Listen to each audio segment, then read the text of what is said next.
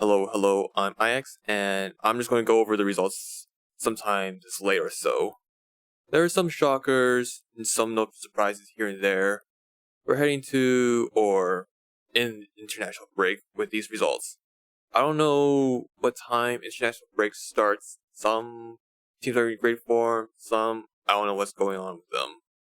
But 3 games in the season doesn't really tell anything sometimes. Anyway, here are my thoughts of the results. Sassuolo 3, Hellas Verona 1. So, this is where Verona's good run ends, right? Verona did concede 3 goals to a team that haven't scored yet. I mean, to be fair, Berardi came back.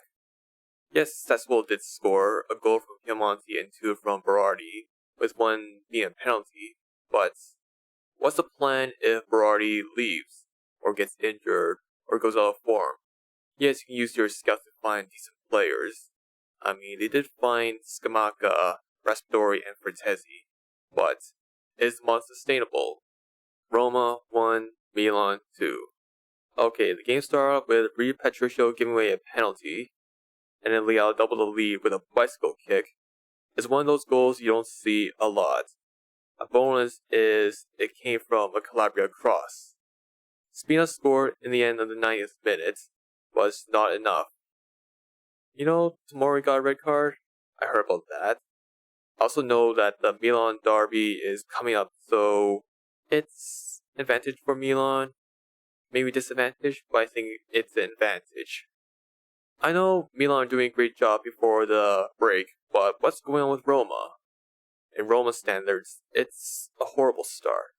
1 point out of 9 for these past few days. Do I have faith Roma will turn around? Personally, yes. I think Mourinho will get Dybala and Lukaku to cook. That is, if they don't get injured. Bologna 2, Cagliari 1. Cagliari did have a good start. A counter goal by Lavumbo and a double save by Radunovic. It took a while for Bologna to equalize, but then Bologna could take the lead if Orsolini converts the penalty, and he misses it. I read it somewhere that his first miss of his career of 8 penalties. You have 90 minutes in, 1 play left in the game. At this rate, it looks like a draw. But, and then Cagliari threw the game away. I really think that Radunovic just can't drop the ball at that moment. He would have been man at match for keeping Cagliari alive for points, but it's one of the things the keeper shouldn't do in the last minutes. Udinese 0, Frosinone 0. If you want to see people struggle to shoot and hope for luck to be on your side, just watch my stream whenever I play some FPS game. Only difference is, I hope that there are favorable calls on me. 2 penalties overturned by VAR and an own goal ruled out, nothing else. It ends with Udinese still winless after 3 matches, and Frosinone getting a useful point. That's it. Atalanta 3, Monza 0. Okay, we start off with Ederson opening the score sheet from a corner. And also, welcome back Scamacca. Welcome back to Serie A. 2 goals with a very known physical presence, and rewarded like that. I know it's Monza, but this is a match that he may be needed to bring his confidence back. Overall, easy 3 points for Atalanta. Napoli 1, Lazio 2.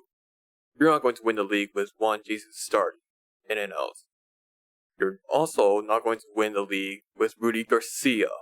I'll say it again and again. Back to more thoughts. Lazio did score from a great back heel goal by Luis Alberto. It's great, but I think Meret should have been saving that. Napoli responded from a long shot by Zielinski. Second half, Lazio are taking more control of the match. My thought is Lazio got a plan, which is catch Napoli off the counter. Once the midfield gets past, their defense is a mess.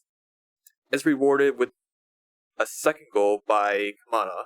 Well, first goal for him. Napoli are lucky that 2 goals are disallowed for offside.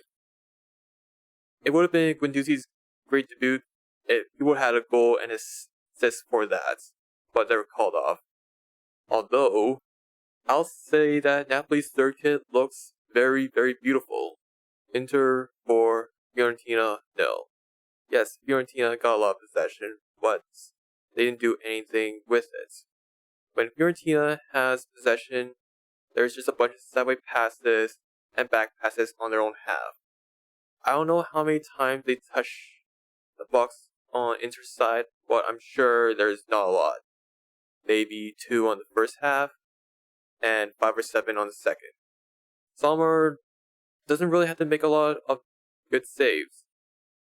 When Inter has possession, they actually do something with it. For the coaching, I think Italiano doesn't have a plan B. He learned nothing from the first half. He got outclassed hard by Inzaghi in the second. It's a group. First goal by Thuram, 2 goals by Martinez, and a penalty by Çalhanoğlu. You know, I think Martinez might get the Capo Canonieri this time. In another note, it's nice to see De Vrij come back to his old form. He'll probably start a few games, not sit on the bench for most of the time. Torino 1, Genoa 0. Nothing really happens in the game. Alright, last play, and Torino scored. Really, Genoa? You can't let a goal in that angle, especially in the last few minutes. Stop. I'll be honest on my thoughts on Torino. I think Torino must be suffering to watch. There are times in the watch along where I forgot to find out who scored in that match, or just didn't keep track at all. It must be an interesting scoreline compared to this.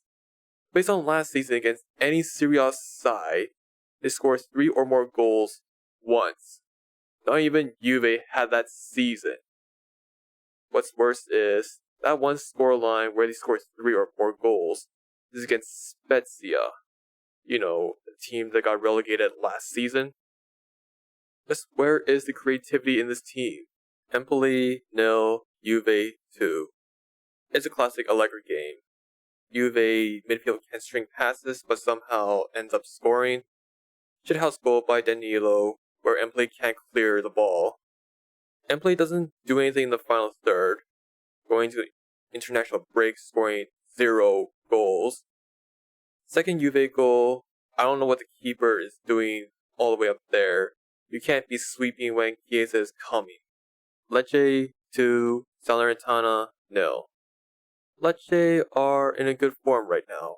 I don't get it. They managed to win against Lazio and get a point from Fiorentina. 2 goals from header by Kristovic and a last-minute penalty from Srivezza. Few goals do come close. There are times when Dia just feels missing in Salernitana. Speaking of Dia, he could have gone to Wolves this transfer window. This match, he's not in the squad. If I remember right, he agreed to join Wolves, but Salernitana won't let him go because they can't find a replacement quick. I mean, to be fair, it's the last day of transfer window, and maybe a few hours left before the window closes. If Dia wants to leave now, there's always the winter transfer where Salernitana can't find a replacement in that time. I think that having a toxic dressing room isn't a good idea. What do you think of the results? Are you happy with your team's form before the break? Let me know in the comments. Don't forget to leave a like and subscribe for more Serie A or other football stuff. Cheers, everyone. Bye bye.